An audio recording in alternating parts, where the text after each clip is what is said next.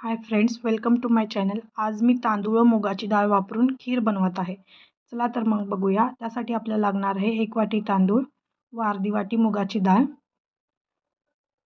थोडंसं पाणी घालून आपण स्वच्छ धुवून घेऊयात। मग त्यामध्ये रात्री भिजत घातलेला साबुदाणा व 1 ग्लास दूध आणि 1 ग्लास पाणी घालून आपण कुकरच्या 3 शिट्ट्या काढून घेऊयात। प्लीज तुम्ही चॅनलला फॉलो केलं नसेल तर चॅनलला फॉलो करा। मग आपण एक पॅन घेऊन आपल्याकडे जे ड्रायफ्रूट्स अवेलेबल आहेत ते ड्रायफ्रूट्स घेऊन ड्रायफ्रूट्स छोटे छोटे पीसेस कट करून गॅस पॅनवरती ठेवून त्यामध्ये 2 चमचे तूप घालायचं। तूप गरम झाल्यानंतर त्यामध्ये सगळे ड्रायफ्रूट्स रोस्ट करून घ्यायचं।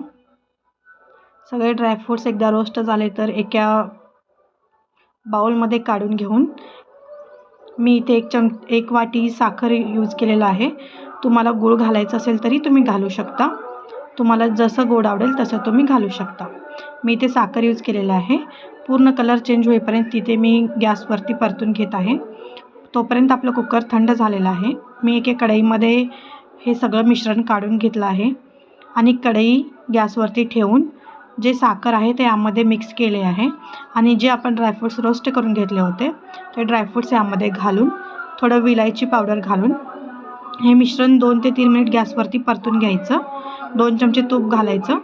झालं, तयार आहे आपलं तांदूळ व मुगाची खीर। प्लीज रेसिपी आवडली असेल तर चॅनलला नक्की फॉलो करा।